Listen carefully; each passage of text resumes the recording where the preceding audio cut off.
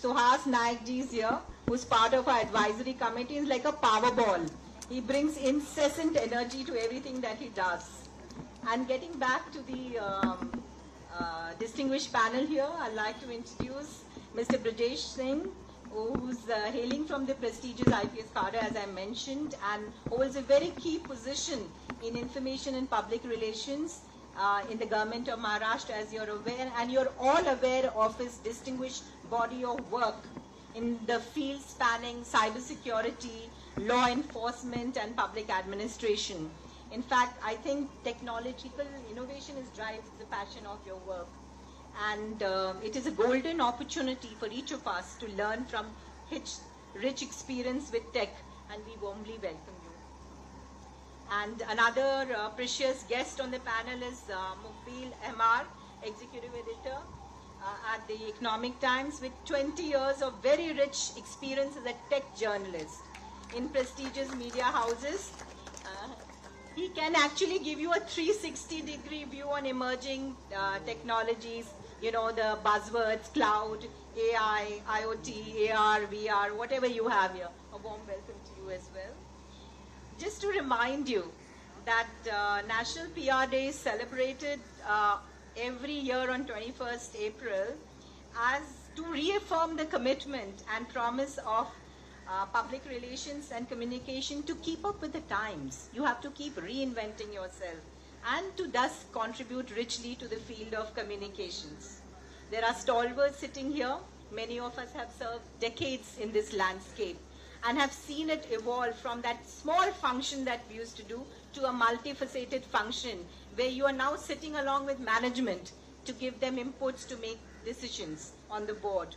So there are people, I think you are familiar with the organization, but still I'd like to tell you there are journalists here, there are media houses being represented, there are people who are in social media, people who are writers and who are running even individual public relations agencies. So that is the profile of the people that we have here.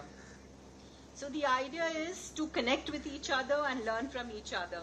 So I hope this camaraderie of today will continue and we'll be able to create impactful narratives, not only to benefit our companies, but also to bring and contribute to the greater good of the society. So I would also take this opportunity, because I'll not get an opportunity to speak again, is to warmly invite all the esteemed members here to lend their professional strength and support to make PRSI, the Mumbai chapter, a great community. As I call it, a great sisterhood or brotherhood. Let's come together and join forces, become members. When you become members, then that's the time that we will be able to come together and learn from each other. So we will be able to reach out to each other in times, pick up the phone and talk to each other. So let's make it a very vibrant body, but I need your help. Each one who's here, as a student, as a professional, as a communication expert, you need to pull in your sources. So on the way back when you go, drop your cards or just express your need to be part as a professional member of PRSI and, you know, make it a dynamic community. So this evening is all about, as our speakers will say, staying ahead, embracing change and enriching the communication landscape with innovation, and in which trust and responsibility plays a big part. Trust and responsibility. We have seen how irresponsible fact and figures can be. So here we are going to talk about trust and responsibility to, you know, avoid misinformation and putting the interest of the audience first and the reader first. So I'm very excited about the conversations and insights which will unfold in the next hour ahead. So a very warm welcome again. Now, Janet, are you around? We actually would like to reverse the order and felicitate the speakers here. We have got books for you, so please bear with us. So Janet, I would like you to present, Rajesh, would you present a book? Rajesh will present a book to Mr. Brajesh Singh.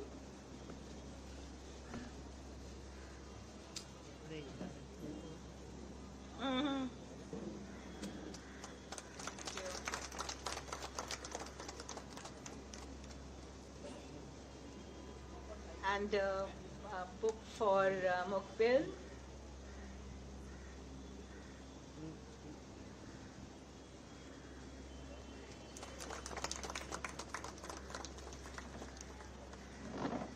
Amritesh is here. He wants to present a coffee table book. Why don't you get it? He has a book for Sir. Sir, Mr. British, who wants to present a book to you.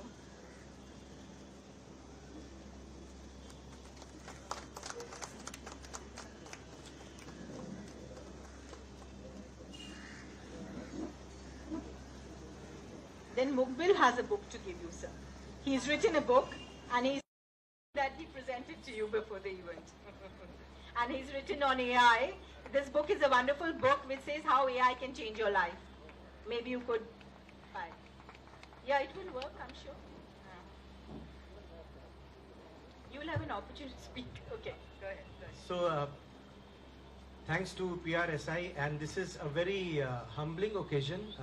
We have so many people here, and it's a privilege to be giving away my book to somebody that I've known for years, and we have worked together for so many of the aspects around technology, but we have never been on the same side. I have always been asking questions of Brajesh. Today is the first occasion that we are on the same side of the table. Thank you, Brajesh, for coming, and it would be a pleasure to give away my book to a friend that I have known for years. Thank you.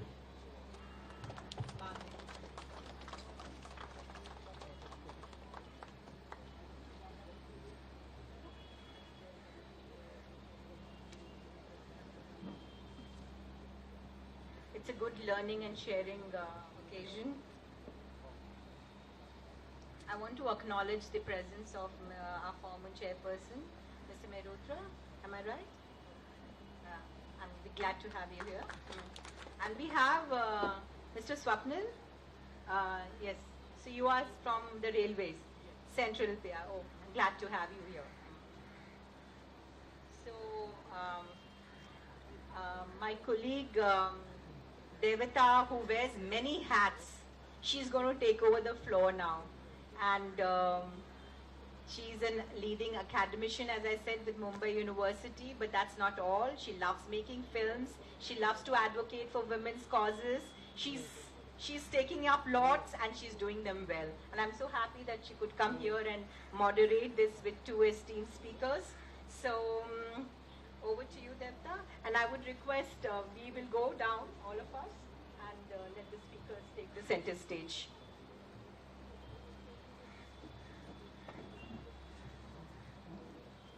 Hey, sir, you will sit. You're getting out of the way.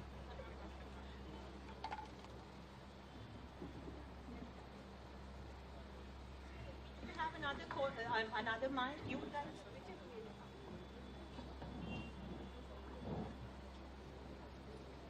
We need another caller mic. Milind, is there another caller mic? Or, cordless? Oh, there is one. I'll switch this on. Thank you. Thank you for being here on a working day.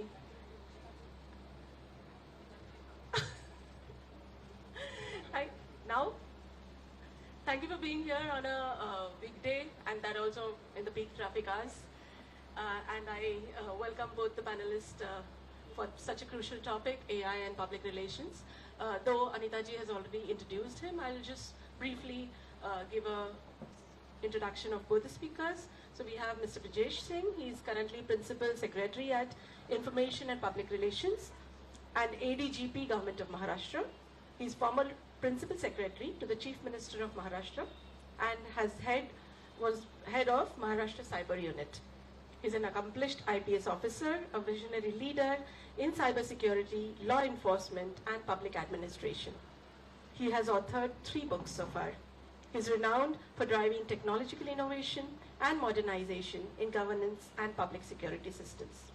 Welcome. Our second speaker is Mr. Mukbil Ahmar. He's the executive editor at the Economic Times, where he is responsible for both content and events. He's a tech journalist with almost 20 years of experience who brings to the table rich interactions with the community of technology and business leaders.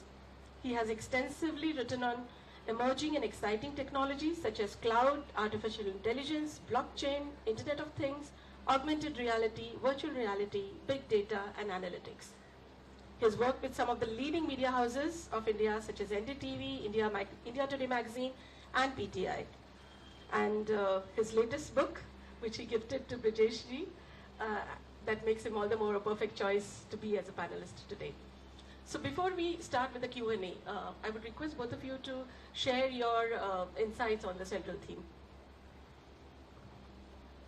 Oh, me first. All right. Hello everyone, good evening. It's great to see such August gathering, and I am thankful to the Public Relations Society of India for inviting me for talking on this very important aspect. And I'm also thankful to my ET colleagues who have come here. Thank you, Prasad. Ashu, I can see you. Thank you for coming here.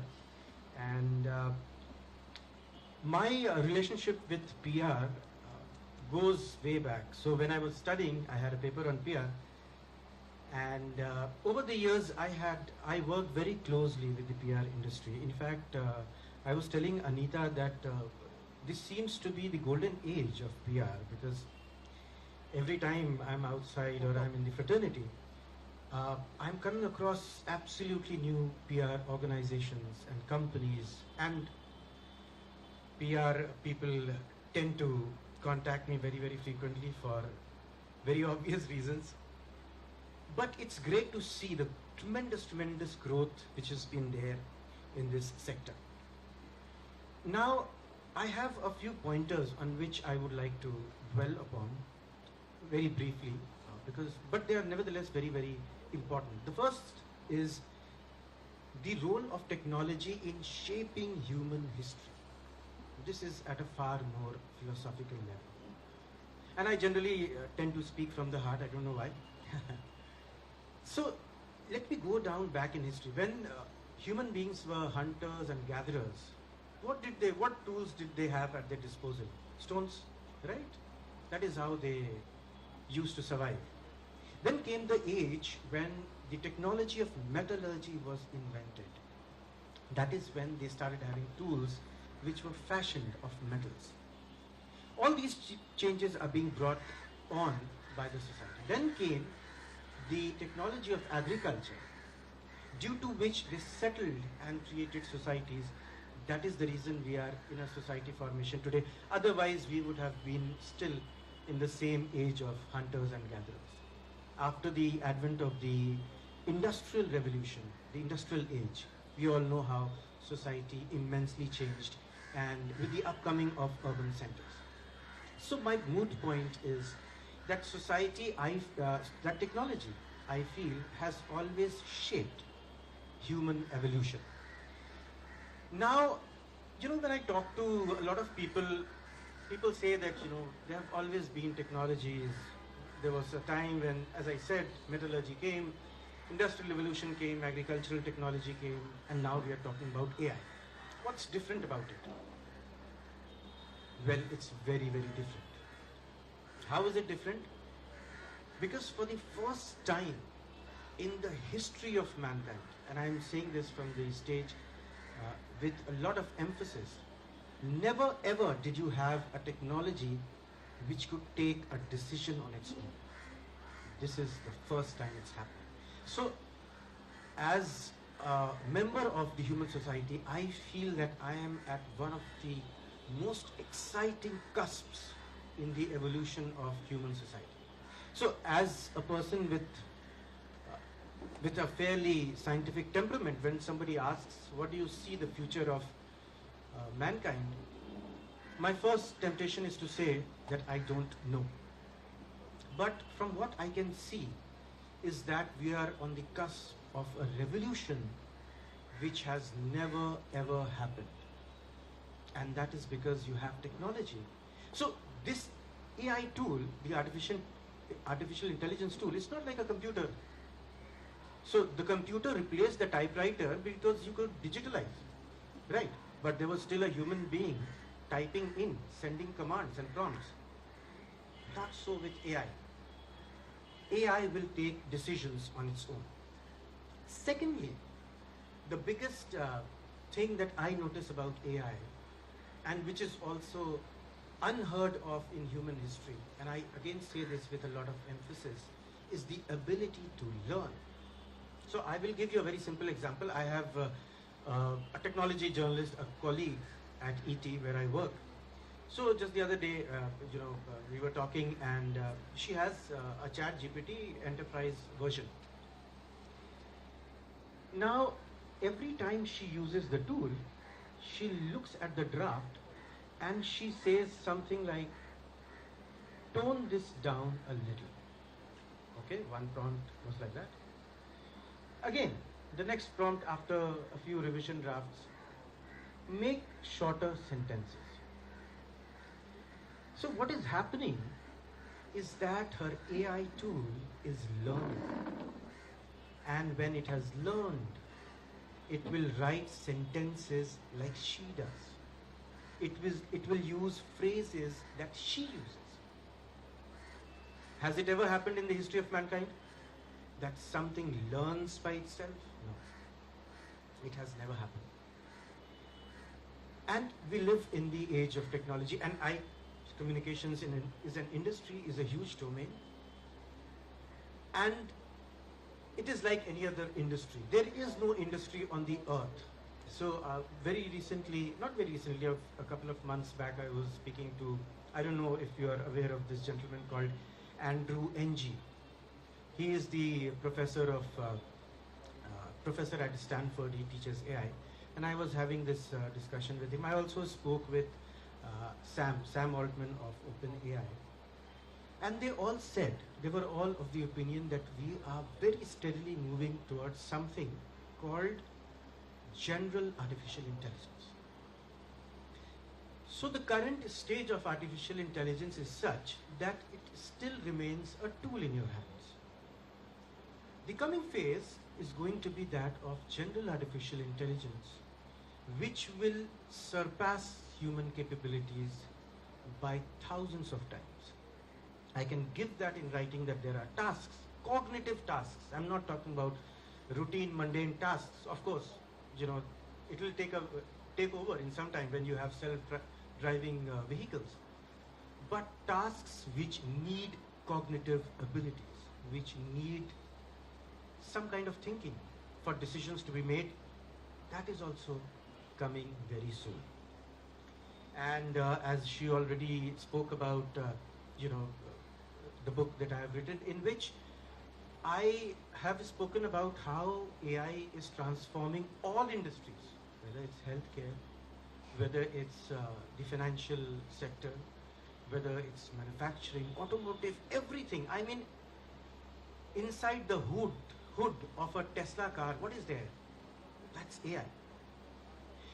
The last thing that I want to speak, I had actually prepared a presentation, but we didn't have the logistics to display it. So anyway, I'm going to talk about it, and which is, we seem to think that AI is something which has happened very recently. So this is a question, I know you're all not from the tech background, but can you hazard a guess? When was the first artificial intelligence or neural network algorithm on which all AI works? When was it first written? When was the algorithm first written? One answer, 80s. Great. Any other thoughts? 60s from my very good friend, Brajesh. Any more guesses? So the idea behind asking this question is that we often tend to not be cognizant of some aspects. You would be surprised to know that the first algorithm was written in an Ivy League university in the US in the 1950s. So what happened from the 50s to the 2000s? I mean, why is there a spurt in AI activity? Any other guesses? Okay. Chip, absolutely. That's computational abilities. There are two major factors why AI has become such a big thing these days. And why did it not become such a big thing, say 40, 50, 60 years back? One reason has been given by my very good friend Brajesh, computational ability. So any AI tool, what is Google Maps? Google Maps is an AI-driven algorithm, right? If you were to put a Pentium 1 or a Pentium 2 or a Pentium 3, it will update your location in 2 days.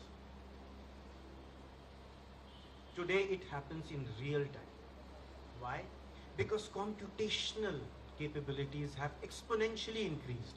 They haven't increased like 2, 4, 3, 5, 6, 8, 10. No, exponentially. That is the first thing. Secondly, so I'm very sure you must have experienced this very basic, usage of a sensor. The lift, the elevator that we take every day. When you put a hand, it stops. How? Very simple. There is a sensor inside the lift which senses anything which comes in between. Now these sensors, say when people started developing them 20 years, 25 years back, they were not that accurate. But today you have extremely high powered sensors and they come at a fraction of the cost. So you must have seen a lot of Mumbai buildings have those manual, you pull the grill and then you open the door. Why? Because when they were functioning, the sensors used to cost a lot.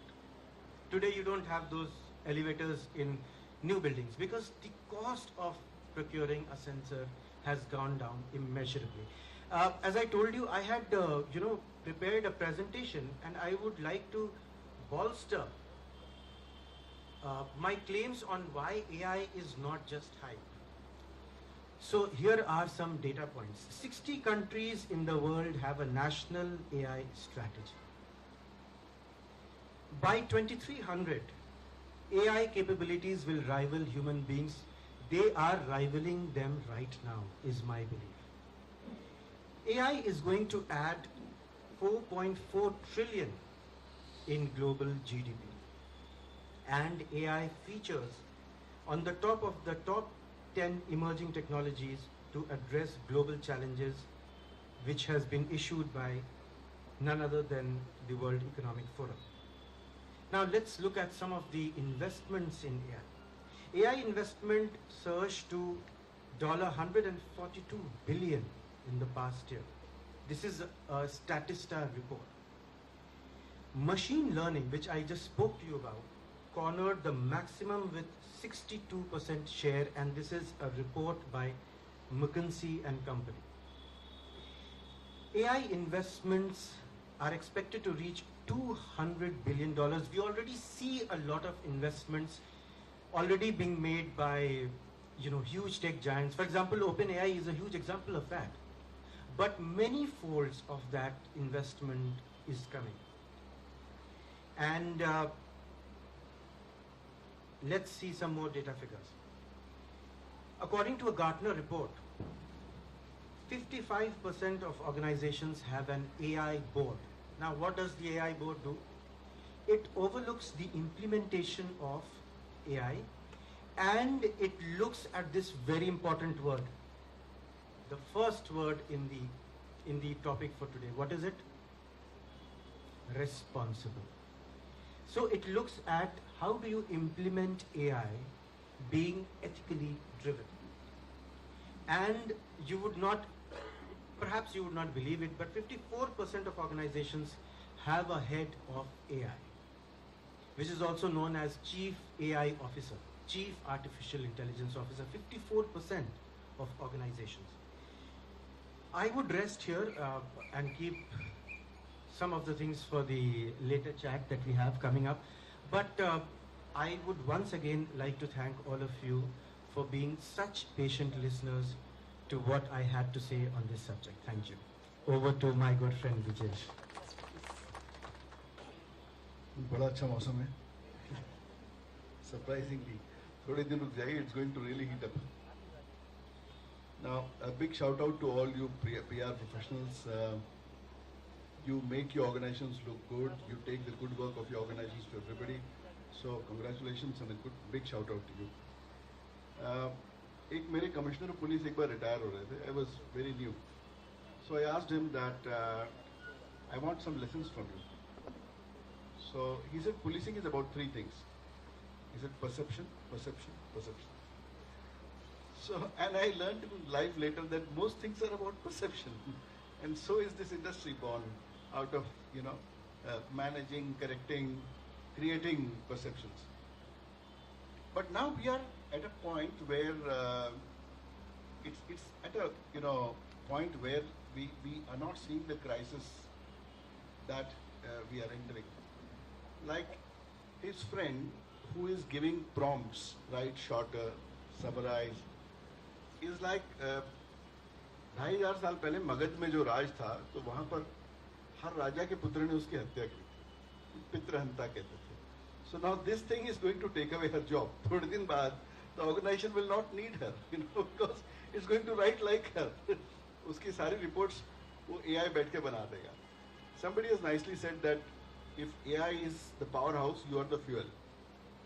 You are the fuel. You are inputting all that data.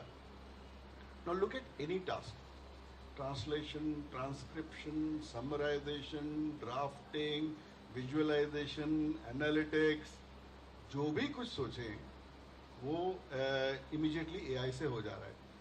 In fact, see, we are kind of being DG IPR, we are amongst the largest PR agencies in the country, right? So we used to have this problem of translation, and we had many journalists who used to help us. But they were overburdened, and we would give them long pieces to translate, they would return it by evening. Now we got kind of tired of this, and we created an AI bot. कुछ नहीं, एक prompt लिखा. Prompt में कहा कि भाई ये meeting के मिनट्स हैं, ये हुआ मीटिंग में. It nicely creates, news reports for us in 3 languages simultaneously. Creates all social media posts, LinkedIn का अलग, Insta का अलग, Twitter का अलग, हिंदी में अलग, मराठी में अलग, अंग्रेजी में अलग. With आपको जो whatever you need, hashtags, सबके साथ में create कर देता है. But where are we going with this, right? And what is the authenticity of it? It doesn't understand. The AI doesn't understand what it's writing, right? It's just summarized, it's taken into account what has been written. And in a way it's unfair, right? Because, see, New York Times, I think, filed a case against OpenAI, saying that whatever is being generated is basically our work. It's the work of people, it's the work of journalists who have taken pains to, go to the field, curate knowledge, write it down, verify it, and that's what happens in real press, is that people go to the field and they really are responsible for what they are writing. And today, you can ask AI to write an article. It's just going to write an article. In a very funny case, I think in Philadelphia, the judge found out that most of the cases given in the pleading were actually hallucinations. The AI just created the cases, they never existed. So the problem with this thing is that it lies with confidence. If you ask it to do anything, it lies with confidence, lies with 100% confidence, and it doesn't know that it's lying. Now we are in an industry, the PR industry is an industry of trust.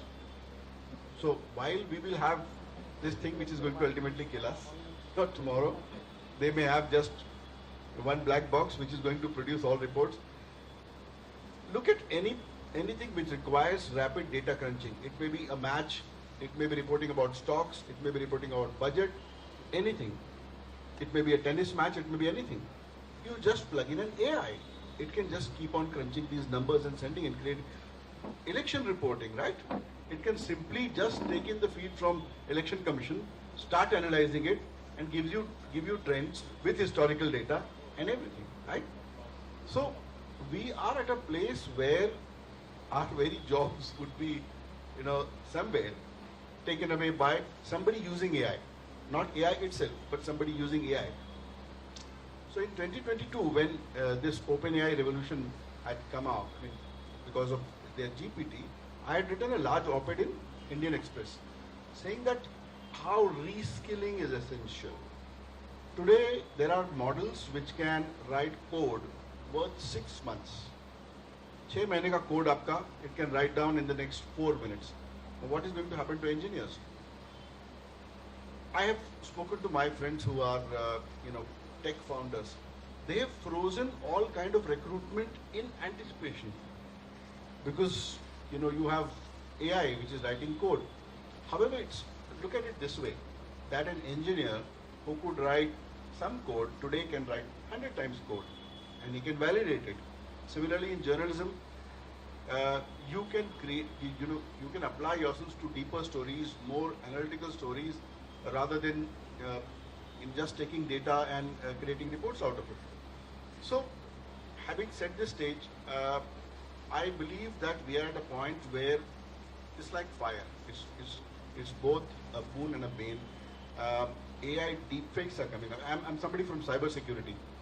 There have been cases where somebody has given a live Zoom call, 2 cases, one from Hong Kong, one from UK.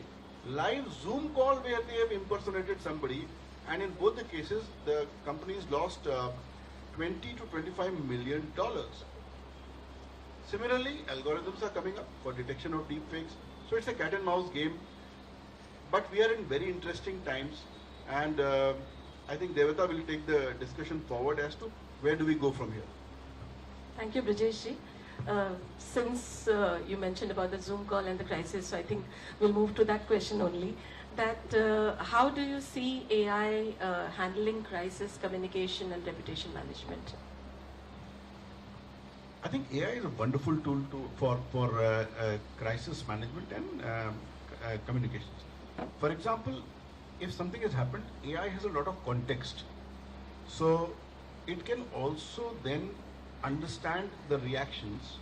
For example, some tweet has been put up which has been thought of in some other way, or let's say there's a mistake in that tweet.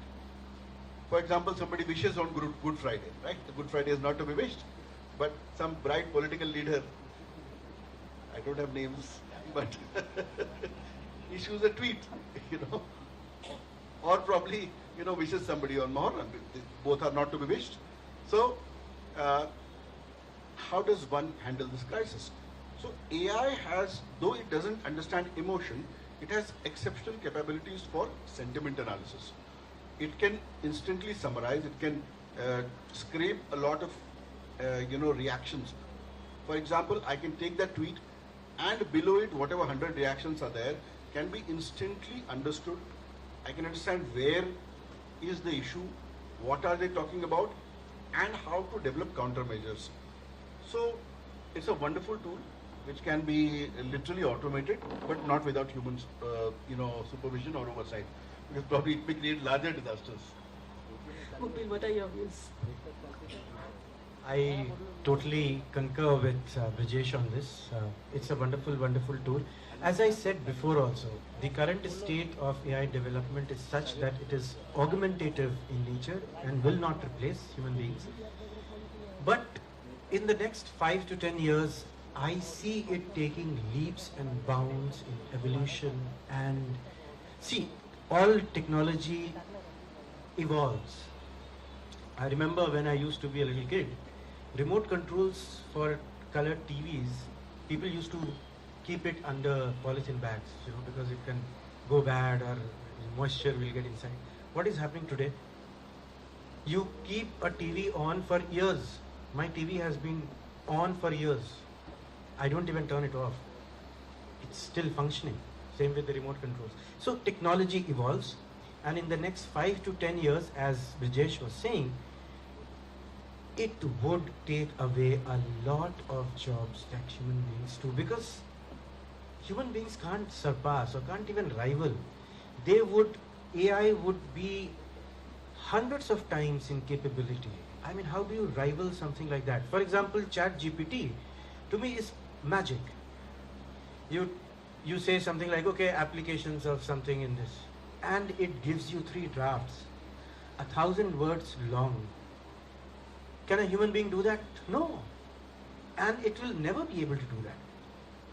But there will always be a very small fraction, not a very small, I would say a sizable fraction, of work which cannot be imitated. So AI is nothing but data on which algorithms have been run. So it learns from things which have happened in the past. So ChatGPT learned till 22. What happens to stuff which has been churned after 22? It doesn't have a clue.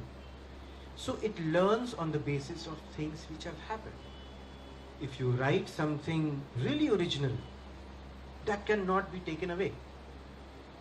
Maybe AI will learn on it after you have published and bring it under its repertoire. But that original writing, that original thought cannot be supplemented or cannot be replaced by AI. However, I would like to add something. You know, when AI was coming like 5-10 years back, people used to say it's all based on data and it will furnish. But what is generative AI? What is the first word? The first word is generative. It generates new data. So for example, if you give a prompt, okay, I am planning to do a PRSI event in Rajasthan on the subject of AI, and PR people are going to be in attendance. Draw a poster on this, make a poster for this. It will give you 5 different versions. And it will very skillfully, you know, it will create a backdrop of Udaipur, camels and sand dunes and everything. So now where does the graphic designer go? A lot of graphic designers find themselves out of the jobs because of a not so sophisticated tool like Canva.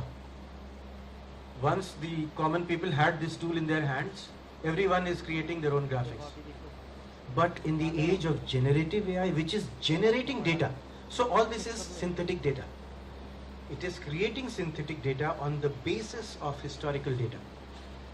So, till whatever stage you are using it, it will be drawn on elements which have already been there because it learns on the basis of existing material. It can't generate its own original material. For the original material, you would always have to look up to a human being. Thank you. Please. 2 small additions to what Mukbil was saying. You were talking about, models being stateless in the sense that they are frozen in time. But look at the new Chinese models like DeepSeek and Kimi, K-I-M-I, Kimi AI. If you ask them a question, they first go and do an internet search. They take down like 150 sites and then give you an answer from that summarized material. Now, the second thing he talked about was synthetic data. This is the first time in the history of humanity where synthetic data, the data produced by computers, see earlier whatever you see has been typed down by somebody. It never came from anywhere. It was typed, physically typed. Today, I think, is a time when the amount of synthetic text has overtaken the amount of text which has been ever produced by humans. Now, the next models which are going to be trained are going to be trained on synthetic data. So there's a slight sliver of danger here, is that the irony with biases is that they get amplified in narrow spaces. So as you train more on synthetic data, this is going to amplify the biases. And I have been saying this, that models have been developed on 2-3 things. The whole of Wikipedia, Reddit, and some other parts of internet. This is just the white man's version of the world. It is not your Marathi, Bangla, Tamil, Malayalam version of the world. And I'm not even going to the sub-languages. What does ChatGPT know about Bhojpuri? Doesn't know, right? So the thing is that it is a world created by white people with their ethics and a very small portion of their writings. Apart from that, techies have become the gatekeepers of morality of humanity. And I think probably techies are not the right people too. You see what they're doing with Doge. Though I really appreciate Elon Musk, but probably he shouldn't mess up with the government. if he messes up with the government, it's going to mess up with the whole world. Because complex systems are very complex, and they can't be simply optimized, in a shotgun way. So I believe that this problem of synthetic data has to be looked into, and India first of all should come up with a fundamental model of itself. हम लोग रोज सुनते हैं कि कोई ना कोई बना रहा है, but China बना चुका है 150 मॉडल अभी तक, and हमने अभी तक एक भी नहीं बनाया, and we want to compete with China. I just want to, say this. People talk about India being the hub of a lot of IT.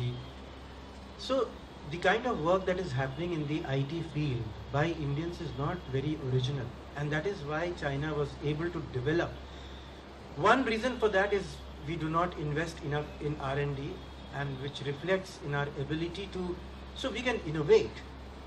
But when would we invent? When would we come up with a foundational AI model? That seems very difficult and very far. I mean, when Sam Altman was there, this is what he said, although it was taken out of context and there was a huge brouhaha about it. But what did he say? That it's impossible to create till you have the technological wherewithal as well as the will by the state to do that. And to add to the second point that Brijesh just spoke about on synthetic data. So synthetic data is data which has been created. So as I said, the graphic which the tool creates. Now, the irony or the paradox is that the tool, as he also said, that synthetic data is now surpassing data which has been created by human beings. So it is learning on data that it created itself. So when Brijesh was talking about a hallucination, that hallucination stems from this basic paradox where an algorithm is learning not from original outside sources but on the data that it generated, which is the synthetic data. So a lot of reason for that hallucination is there. And to Brijesh's point that it has a lot of bias, my thing is that yes, it has bias, and like all technologies it will evolve, and it has a white man's view of the world. But if someone were to ask me, are you completely without bias? As human beings, can we say that we are without bias? In fact, we have so many instances of bias and biased behavior that I think AI will never be able to overcome that 75 amount. listed biases, True, just to be true. precise. Thank you. Okay, the conversation is really going in an interesting way. I see, there are students and a lot of professionals also have started using ChatGPT and other tools of AI in a very, popular way. Like people are refurbishing their obituaries in ChatGPT and trying to sound fancy in expressing grief. How do you see the issue, or not issue, but the concern of belief system that people have on machine, where there's high amount of trust on the machine over a human? Do you think that's happening? You mean trust in terms of? Trust in the machine and artificial intelligence. Whatever is the outcome, there's a high amount of trust in that, okay, this is going to be true. And people don't question or cross-question or verify the... I think the trust is not in its authenticity, but the trust in its ability to create what is required. For example, today, you have image generation tools. You can take, instantly an image of this stage and say, add 2 people here. And they will add 2 people. You say, add Amir Khan and Amitabh Bachchan to this stage. They will add Amir Khan and Amitabh Bachchan to this stage. So, it has the ability to exactly comply to what you're saying, but it doesn't mean that what it has created is trustable. It is not trustable because, as I said, that the AI has no concept of truth or falsehood. It only listens to your command and creates what it has been asked to. And this is going to create a crisis of trust. When we start using these tools, then this is going to create a crisis. First of all, our consumption of news and consumption of information patterns are now being determined by algorithms.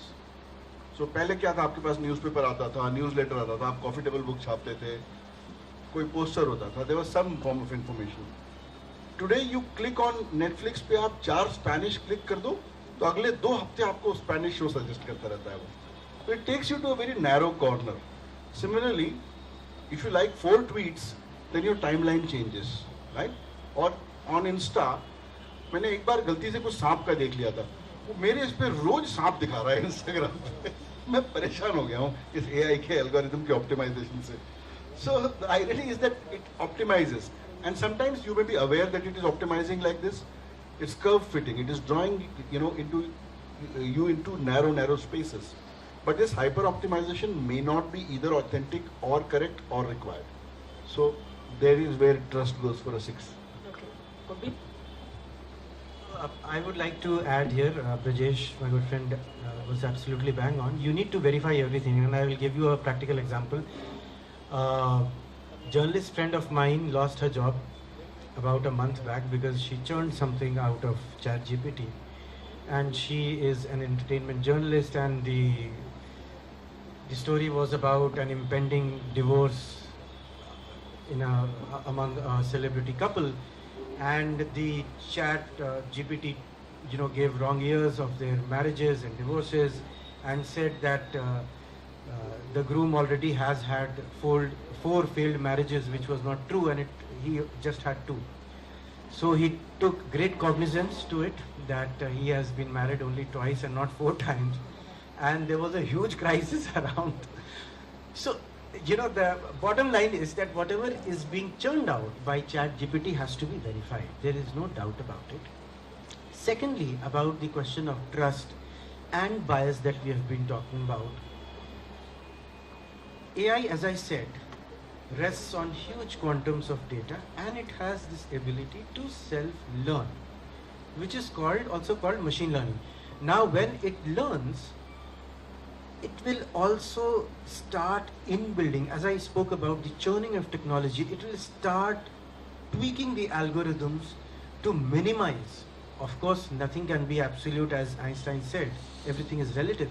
That amount of bias will tend to get flattened out over a period of time, because it will have inbuilt mechanisms to weed out that bias, but some very small portion of bias will be there. I don't know if you have heard of this very famous example when Google gave this very convoluted definition of something. I don't want to exactly go into the particulars because it might not be politically correct, but from my vantage point, it's like from the billions and billions of search results or generated data that you had, if you have a single instance, I mean, can you even compare it by any magnitude to a human being?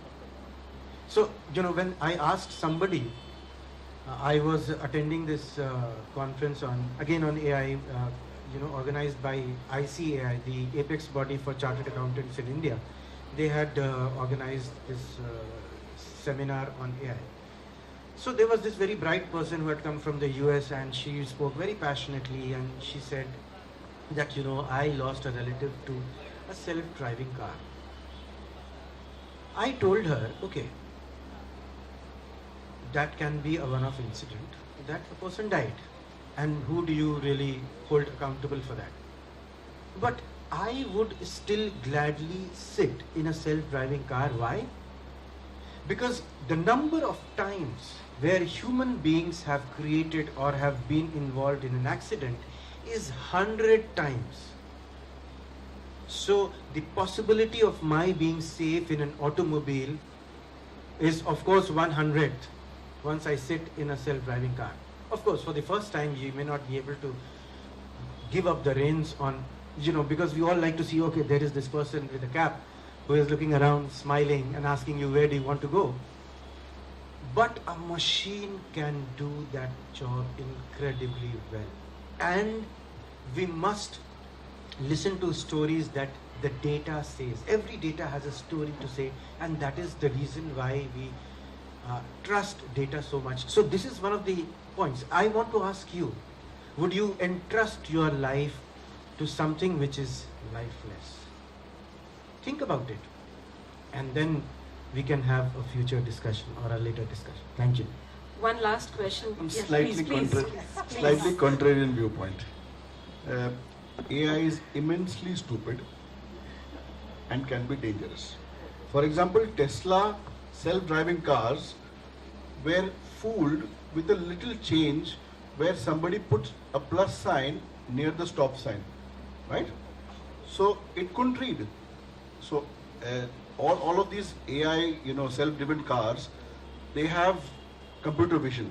Now you can confuse the computer vision with a little change. So imagine that the effects and impacts of slight changes and slight mistakes of the AI can be really huge. Imagine this tomorrow when they are learning large systems like power grids and traffic systems, and this small, error originates, it's going to be very devastating. And that's true with complex systems like governments. So don't dodge them. So there are no shortcuts there. So I feel that there is to be something called constitutional AI. Anthropic is doing it, Claude is doing it. Whole of humanity everywhere can be governed by universal principles of constitution, which are about rights, which are about equality, which are about fairness. And these constitutional principles are being built into the model themselves. See, when OpenAI realized that their models are telling how to make meth and how to make bombs, they started putting human supervisors with reinforcement learning, where human supervisors used to check the answers and say, no, this is wrong, don't say. Now, this is one way of making AI, but more and more alignment of models makes them more stupid. Hence, you need to make models from the very start which are ethical, probably the way Claude Anthropic is making. They have these principles called constitutional principles of AI. It's like the Asimov's 3 rules, but I think that is a better approach rather than having something where you trust your life to an AI system. Something goes wrong, it ends up being the Terminator. True. In fact, that reminds me of that experiment where this research was conducted on Google Map. The fellow carried a lot of mobile phones and then walking on the street and fooling Google Maps. Anyway, moving to the last question before we open the forum for Q&A.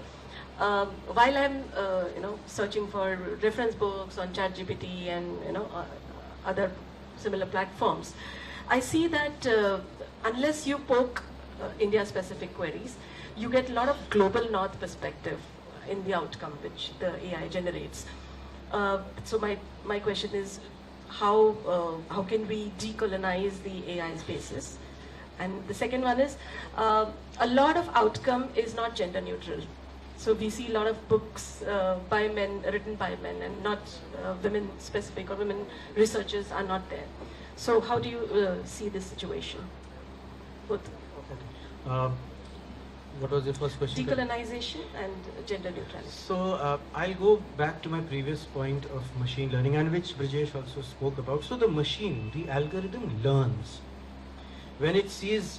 So for example, TikTok had a wonderful algorithm which actually is one of the wonders, considered to be one of the wonders of AI algorithms, in the way it recommended pieces of content to you. So I would go back to my previous premise that yes, there would be bias, there would be instances of gross hallucination, but that model is constantly reading your habits, and when you put in something which is very decolonized in nature, it will pick that up also, and it will learn and put it in its AI algorithm and try and throw you things which are of your taste. And what was the second question? Gender neutral. So it applies across biases, whether it's colonialism or gender biases or the patriarchal nature.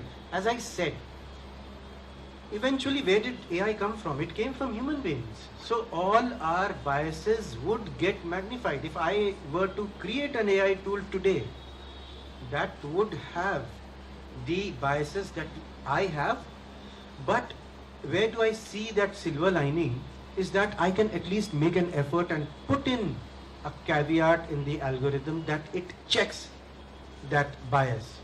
But when I'm acting in person, when I'm meeting hundreds of people, it's very difficult to prevent me from being biased. So I will again come back. And now, and to Brajesh's thing, Brajesh, I love contrarian views. So, and I love having a debate with you. Thank you. So as I earlier said, models are stateless, they are frozen. So if you go to DeepSeek and ask what happened in 1989 on Tiananmen Square, you ask it 1,000 times, it's not going to answer you. It's not learning. It is stateless. The model is frozen.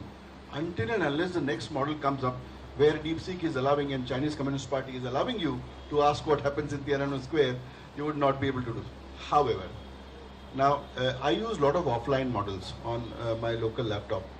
There's a way to decensor them. There's a technique called ablation. So you can, decensor the models. You can go and get into the system prompt, and my DeepSeek answers the question. Right?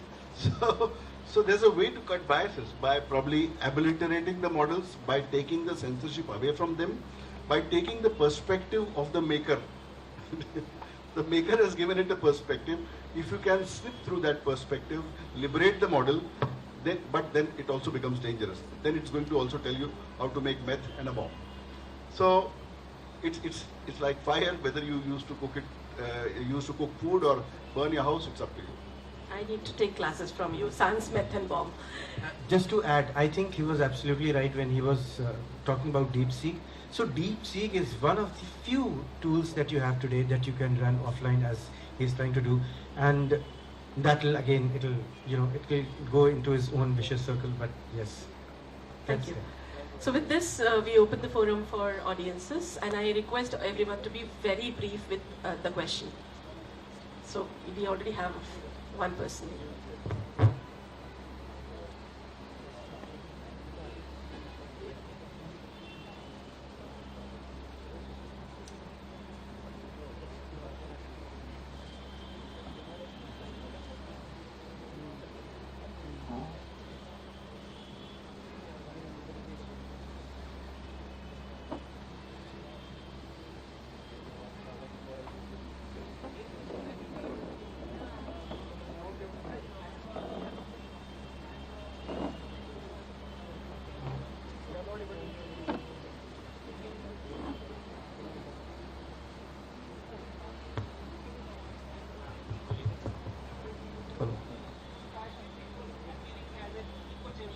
Because both were apart from the last but one question before that.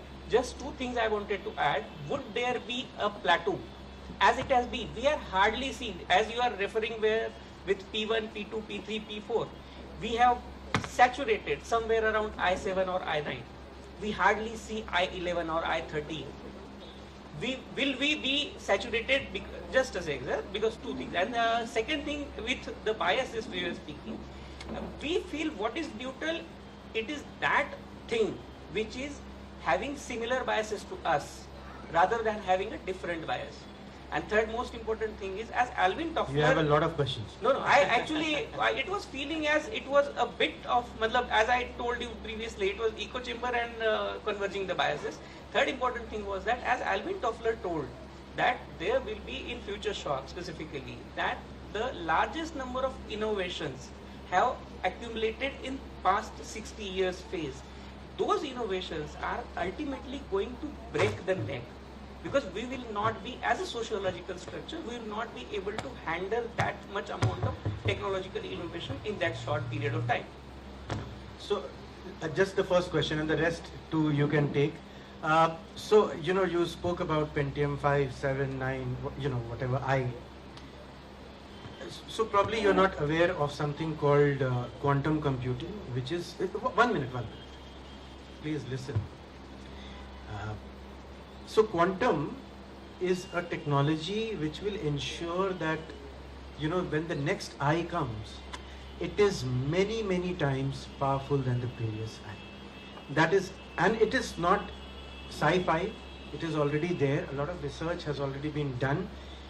It's being implemented also, not really on a large scale, but quantum is here, and quantum together with 5G technology is going to really change the landscape as you know it. So that's not true. It's not coming to any saturation as I see it. Rajesh, your turn. So echoing what echoing what he says.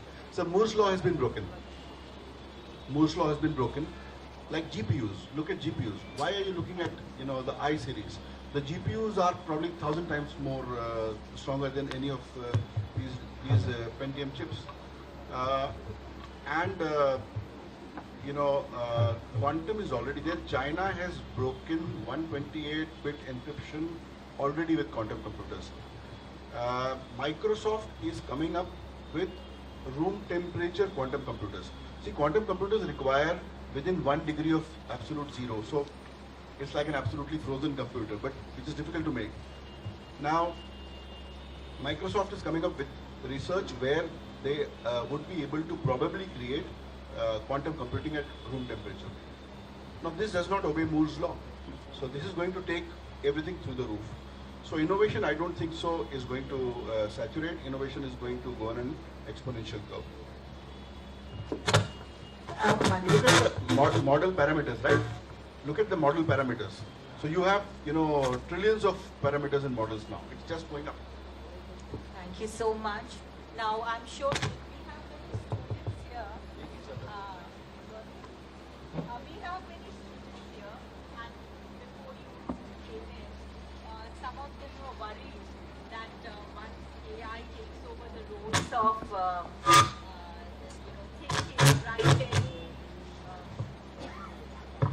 thinking and writing, they will not get the jobs that they're studying for right now. They're getting skilled for right now. So I like the students to ask, and I'll tell you one instance. I just want to share with you. It was almost 10 years back. I had an intern who came to me to intern with me to study. Was a student of mass communications from a university in Singapore.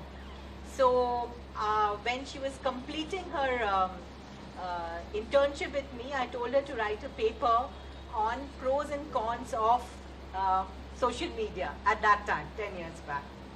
So after half an hour, 1 hour, I waited for it because she had to do it as a completion project. She came to me with tears in her eyes rolling down. And I was truly frightened, young girl, and sitting in one part of my office. I wanted to know what went wrong. I said, what happened? She said, I couldn't write. I said, did someone disturb you? Did something happen? You know what her answer was? We had given her a computer to work on, to sit and type. She wept. She said she had no internet on her computer. She couldn't write. What I'm just saying that there are people who have using, there was a time we used to go to, I'm old school in some way, forgive me, but still I think our young ones, if they stop thinking that they need a computer to write on, and if I tell them right now to write a speech just with a pen and a paper, are we asking them to lose their ability or aid that ability? So I am sure one of the students here had asked me that question. Who had asked? Correct question. Who asked them?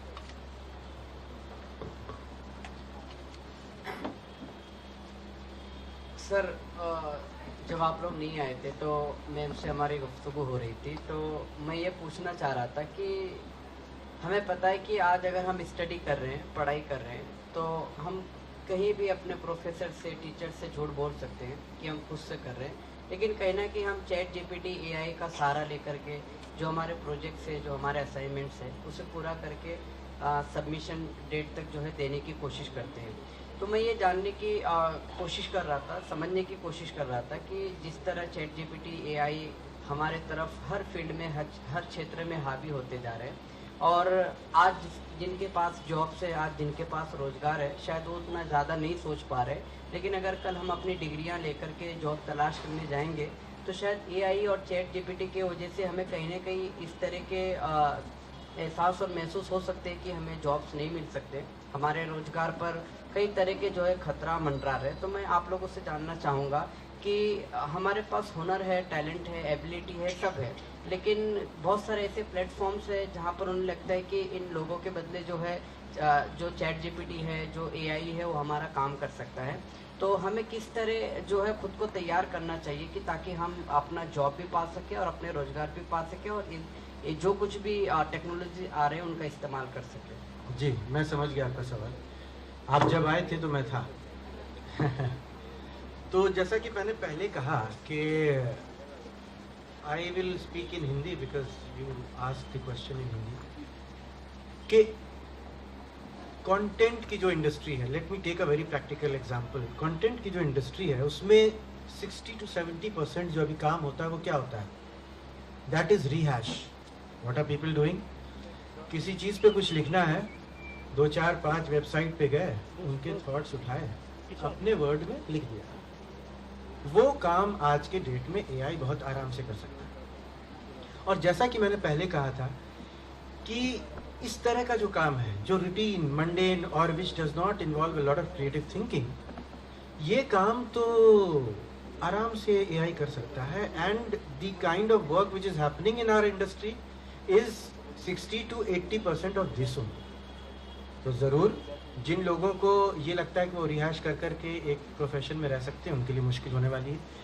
लेकिन अगर आपको याद होगा, मैंने अपने discussion में ये भी कहा था कि 20 से 30% लोग हमेशा रह जाएं, वो लोग जो ओरिजिनल थॉट के साथ आ रहे हैं। And I personally feel there is no limit to human creativity. मैं तो टेक्नोलॉजी लीडर्स और बिजनेस लीडर्स के साथ कई बार डिस्कशन करता हूँ। एक बार मैंने क्या किया कि एक डिस्कशन था Brajesh, where it was an experiment. मैंने एक सवाल किया, सिर्फ एक सवाल, सबसे 10 लीडर्स थे वहां। Everyone gave a totally different answer. Where is that coming from? That is coming from the ingenuity and creativity of the human mind. With this, I will rest my case because I want Brijesh to also speak, my good friend. But can we also allow my colleague Prasad, who has a question, to ask this question later? Yes. No, पहली बात तो this is killing creativity. Definitely killing creativity. And आपको intelligent बनाने के बजाय it's making you more dumb. So there has been a long-term study that after Google किस तरह creativity लोगों की कम हो रही है. There has been a very detailed study that how computers don't make you smarter, make you dumber. जैसे हमारे जो जनरेशन के लोग हैं, हमारे जो पेरेंट्स थे, उनको 2.5 का पहाड़ा, 1/3 का पहाड़ा ये सब आता था, and they could calculate large numbers. आज हम लोग फोन नंबर याद नहीं रख सकते। आपको 3 से ऊपर फोन नंबर याद नहीं होंगे। हम लोगों ने जब नया मोबाइल फोन यूज करना शुरू किया था तो 40 50 नंबर हमको याद रहते थे। With that, and our GPU was working, right? आज नहीं काम कर रहा है। धीरे धीरे you are getting dependent on this machine. Now the irony is कि जो आप कह रहे हैं जॉब्स वाली बात, देखो ये नया वर्ड प्रोसेसर है। It is just an implement. इसको आप यूज करो जॉब करने के लिए। पुराना जॉब गया। Let us be, let us wake up and smell the coffee. पुराना जॉब गया, पुराना जॉब उसको अगर आपको इंस्टाग्राम के पोस्ट ही लिखने थे 50, तो वो 100 लिख के दे देगा और अच्छे लिख के देगा, और आपको ज्यादा इमोशन, और वो SEO भी कर देगा, सर्च इंजन ऑप्टिमाइजेशन करके उसमें प्रॉपर हैशटैग भी डाल देगा जो आप शायद ना कर पाए। यूज करो यार, ये नया वर्ड प्रोसेसर है। This is your Microsoft Word. उसको don't look at it as something else, look at it as a tool, और look at it as a tool to amplify your job. अपना काम अच्छे से करने का टूल है, इसको सीख लो। Just one thing I want to add.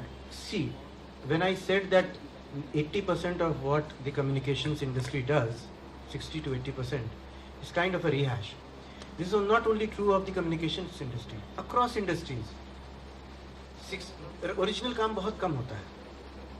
तो आप जब इस फील्ड में जा रहे हैं तो आप ये सोच के जाइए कि मुझे कुछ ओरिजिनल करना है, मुझे कुछ क्रिएटिव करना है।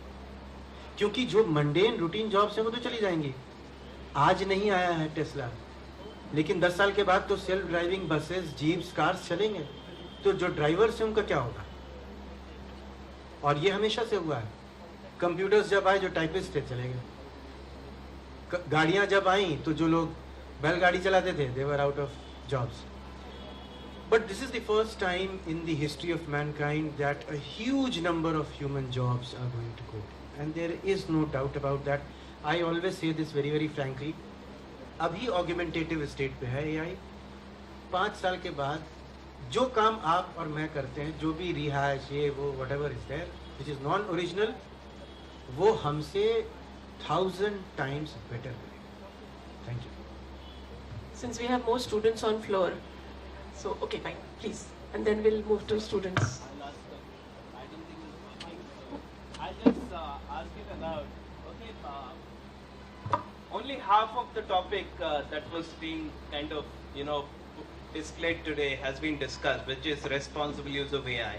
What about the role of public relations? That's the question essentially, and how you can steer it forward in that direction. That's a very good question. In fact, you are right. That is the first word of the theme today. So, as with any new technology, societies evolve. They come to understand the pitfalls, the setbacks, and then in response to that, they come out with a set of policies and regulations to regulate that. अभी social media के बारे में लोग क्या बोलते हैं? जिसको जो मन में आ रहा है वो बोल रहा है. क्यों? उसके ऊपर सेंसरशिप क्यों नहीं है? Because it's a new thing. जब शुरू में टीवी आया, everyone got their say. Not everyone, because to appear on TV was very, very difficult. You needed a huge infrastructure to be able to be aired. But आज ये tool सबके हाथ में है. तो आपको पता होगा कि the world across, globally, countries are coming up with guidelines and regulations and policies. So this happens regardless of any tool, technology. When you have a new technology, there is a huge euphoria, there is a huge hype cycle. AI का भी hype cycle में वो peak पे है, but eventually there will be guardrails which will be put in to ensure that it does not disrupt human society, and how can we responsibly deal with it. A lot of governments, in fact, जब मैंने ये बात की कि a lot of the companies, more than 50% of the companies in the West have a board, have an AI board, which again is a very big thing. They have a chief AI officer. तो उस chief AI officer का क्या काम है? What is his mandate? What is he going to do? He is going to frame policies and oversee the implementation of AI in his factory. अगर AI के आने से 700 लोगों की एक ही डिपार्टमेंट में से जॉब जा रही है, so he will at least ensure कि 700 ना जाए, 100 जाए, 200 जाए. Of course, उन्होंने implement अगर कुछ किया तो ये सोच के किया है कि a lot of people will be laid off, and there are a lot of layoffs which are happening left, right, and center. But the guardrails will evolve as the technology evolves, as the society comes to terms with the aftermath or with the impact of AI. The guardrails are already evolving across the world. People are coming up with policies, ethical issues, and regulations. The regulatory framework is also developing. How do you govern this extremely volatile yet extremely promising? But there is no turning back. अगर मैं एक घोड़ा गाड़ी चलाता था before the advent of cars, मैं कुछ भी कर लूँ, can I reverse it? No, you can't.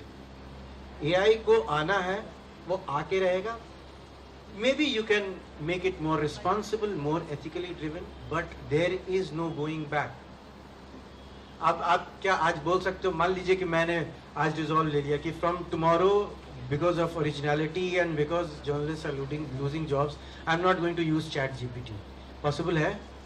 आज के डेट में 80, 90, 70% of the people in the industry are using ChatGPT. मैं अकेले मना भी कर दूं तो भी कोई फर्क नहीं पड़ेगा. So that is the drift, और दैट इज हाउ टेक्नोलॉजी और द सोसाइटी इवॉल्व्स. वो irreversible है. आप you can't go back in time. Can you? Before the advent of metal, before the advent of machines or factories or computers, you can't go back. You have to accept the changes that are there and be careful. That is the maximum that you can do. Over to. Answering your question, PR industry, absolute boon. Not so for journalism. PR industry is constrained. आपके पास staff कम होता है, time कम होता है. Sometimes you are responding to a crisis, sometimes you are, let's say look at advertising industry.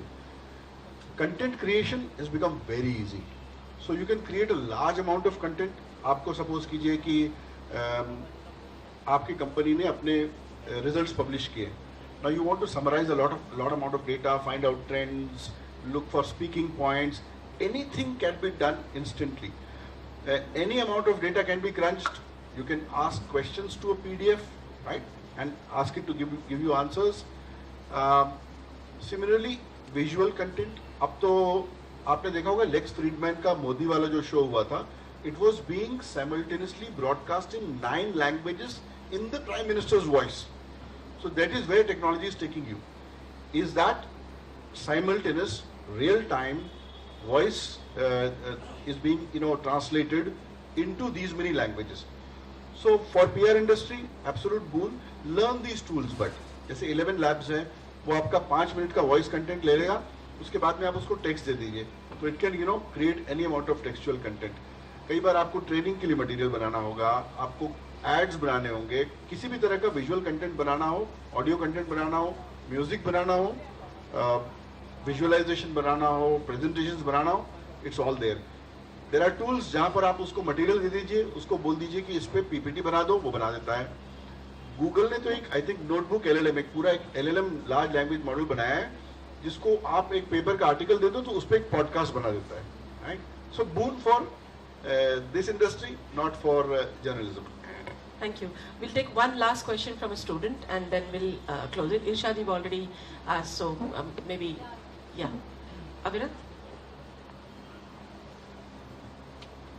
Good evening to all the panelists. I have been intrigued throughout the discussion, so thank you so much for all the knowledge.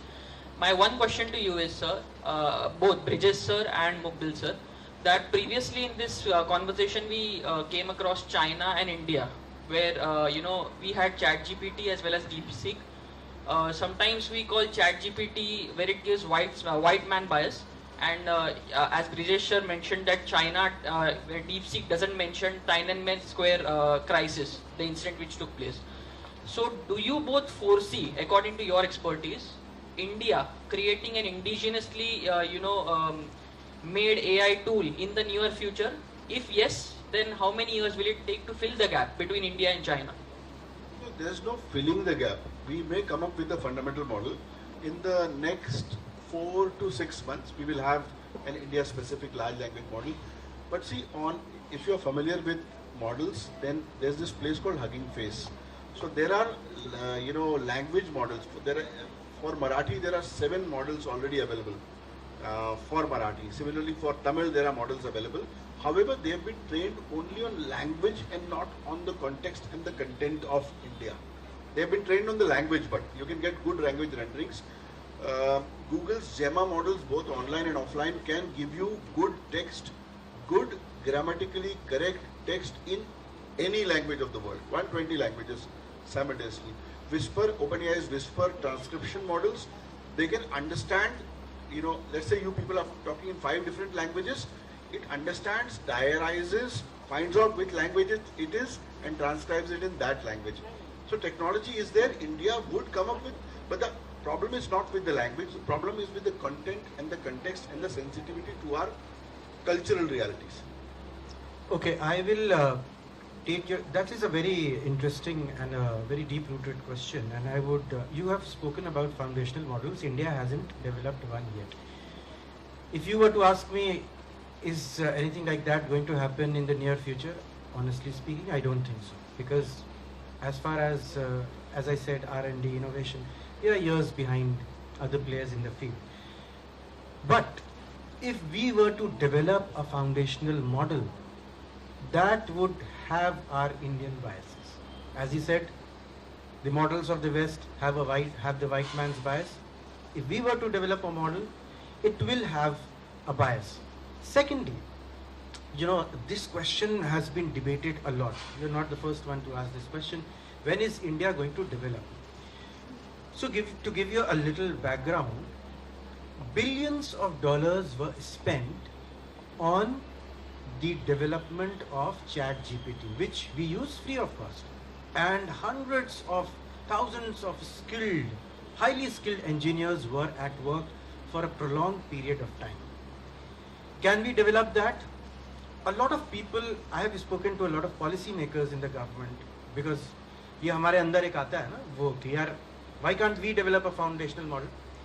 they say that the investment, it is so resource intense.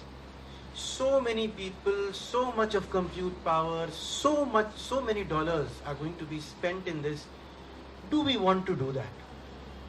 Do we want to reinvent the wheel? A lot of people are of this school, that you take up a model from the West and so that is called a RAG model, where you customize it according to your own requirements and needs. So this is a very debatable point in policy circles today. Is there a need to develop a foundational model first of all? And what would be the cost? Can a resource scarce country like India, can we afford to develop something like that? That is also a question that we will have to ask. I'll give you a very small example. The bullet train was developed in Japan many years back, and it used to run at speeds exceeding 300 kilometers. Have we been able to do that? Our bullet train is going to run at 100 kilometers, 130 or something. I was doing a story around it. 130 is 1/3 of 300. And a lot of resource has already been put to develop that bullet train. Is it worth doing that? Can we afford to do that? That's a question open to all. I would rest that because I see that we are on time crunch. Yeah. No, I think in the interest of time, we'll close this conversation. I'm sure there are students buzzing with a lot of questions, and we can discuss this after, over the dinner table. Since Suhasji insisted on rapid fire, we'll close this session with a rapid fire. Who goes first? Okay, so we start with Brajeshji. And it's rapid fire, so you better be fast. What's the most intelligent thing AI can do in PR? Write poetry. Okay. What's the future of AI in PR? Utopia or dystopia? Both. Okay, you got to share the first thought that comes to your mind when I say these words. Technology or human touch? Human touch. Politics and AI? AI. Diplomacy and AI? Diplomacy. AI sarcasm? Sarcasm. Okay, that was good one. Mukbil, over to you. I'm not very good with rapid fire questions, I must warn you beforehand, but yes. See, if you win, you give the copy of that book to me. If he wins, he gives me a complimentary class. All right. I'll try my best, yes. What's the most intelligent thing AI can do in PR? Sentiment analysis. Okay. What's the future of AI in PR? Utopia or dystopia? Utopia. Technology or human touch? Human touch with technology currently. Politics and AI? AI. Diplomacy and AI? Diplomacy. AI sarcasm? AI is capable of generating all kinds of sarcasm. Don't worry. I think... because this is what I meant when I said that that tool of my colleagues is learning. So it even learns from her sarcasm. Lovely. I think we'll give brownie points to both of them. And I'll try to be diplomatic. With this, we close this session. Thank you so much. And I request Anida ji to say a few words.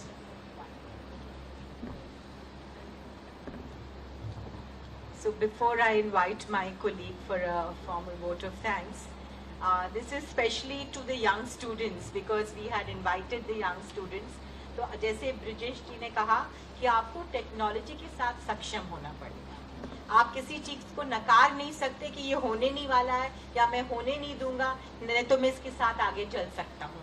उन्होंने आपसे इतना सुंदर तरीके से बताया कि आपको इस टूल को पकड़ के आगे बढ़ना पड़ेगा। So, and for the professionals who are already in mid-level professions, we will have to reinvent ourselves. We will have to allow the youngsters to do it, which took a time with me, but I did allow the youngsters to start using it to bring more efficiency in their field. So we just see the wonderful things that they shared. You need to take back home and make most of it. It's as simple as that. So, but there is no scope for pessimism. It's all optimistic. Let's not be devil's advocate. Let's just be optimistic and run with it. So all the best to all of you. And I'll invite Milind to propose the vote of thanks.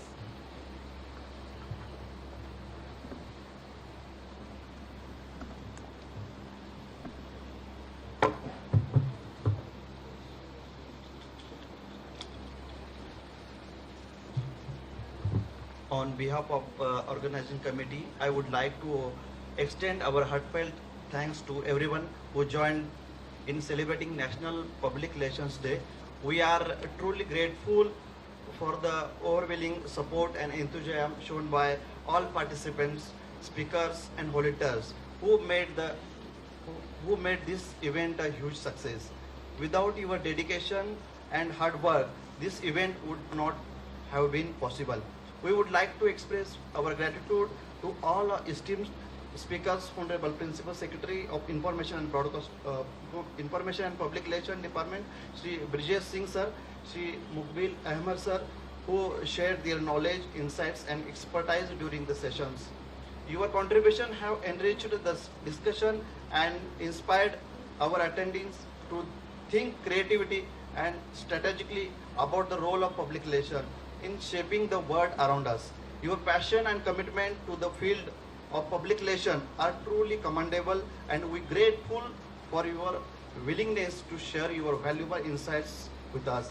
Lastly, we would like to thank you, our National President, PRSI, Dr. Ajit Pathak sir, Dr. PLK Murthy sir, Mumbai Chapter Chairman Anita Srivastava Madam, Vice President Sri Rajesh Parida sir, Treasurer Amlan Maskarans, Advisor Sri Suhas Satam sir, Devata Madam, Janet Arole Madam, BK sir, Dr. Swapnil Neela sir for their motivation and support. Your contribution have helped to us make the event of memorable and impactful experience for all the attendees. We are grateful for your partnership and look forward to working with you again in the future. Thank you once again to everyone who played a part in making National Public Relations Day a resounding success. Your support and dedication are truly appreciated, and we look forward to continue to work together to advance the field of public relations. Thank you so much. Thank you, sir.